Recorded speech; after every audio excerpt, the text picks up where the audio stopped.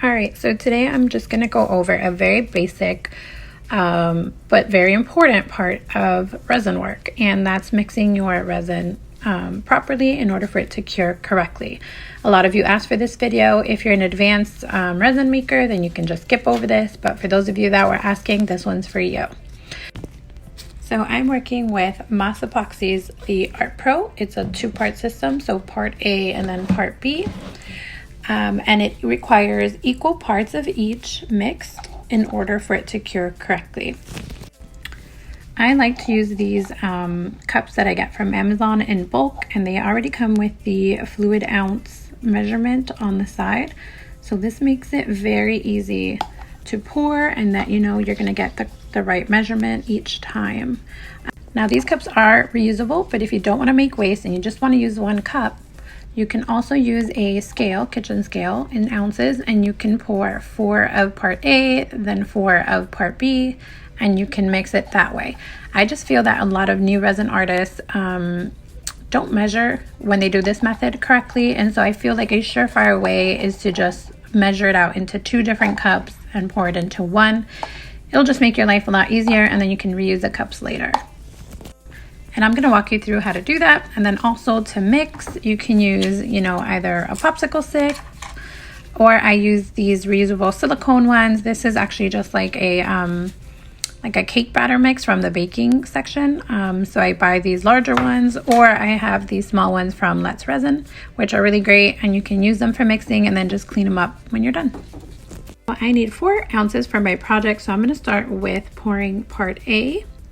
So I'm going to do 2 ounces of part A. And you just slowly add it in.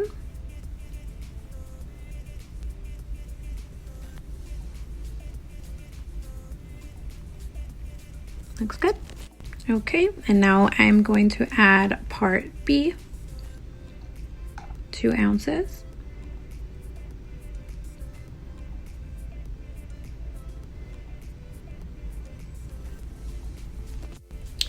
Once I have both parts ready, you want to pour one into the other. So what I'm going to do is I'm going to be using my silicone stick, and I'm going to be pouring part B into part A.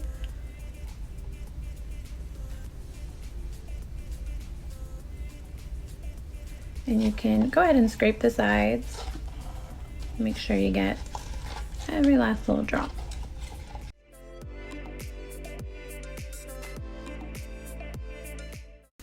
So here's where a lot of resin artists make a mistake. They don't mix long enough. They don't mix until the resin is clear again. So if you can see now, it has somewhat of a clear consistency.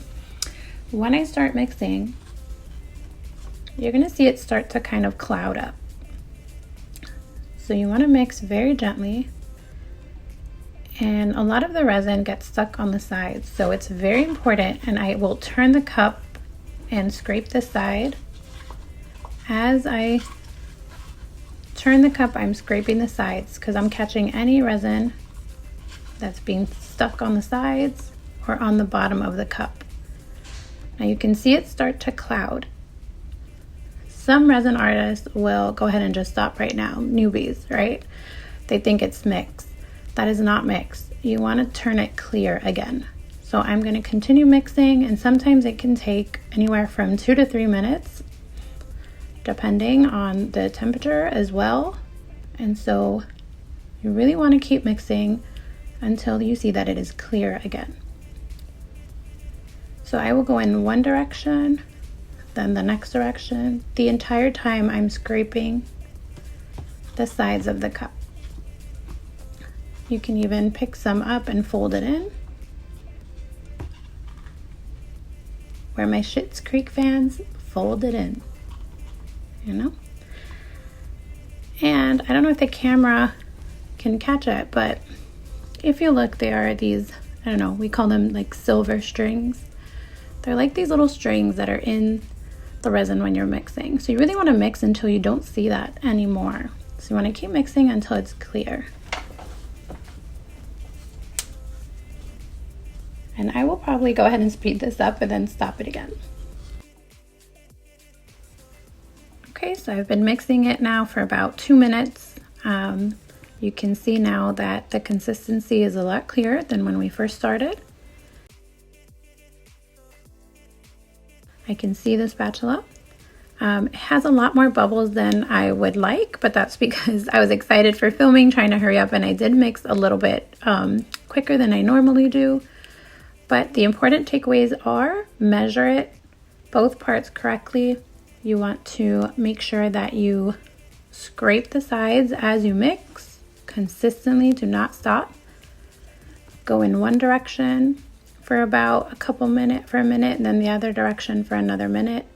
And you want to make sure that the consistency goes from cloudy back to clear, and that there are no little what I call silver strings, and you'll know what I mean when you're mixing, and that it's perfectly clear.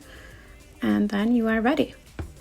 Okay, now I know temperature can sometimes ruin or not let your resin cure properly, so you always want to follow the temperature directions that are on the resin that you're using. But as far as mixing goes, these are the key things you want to look for.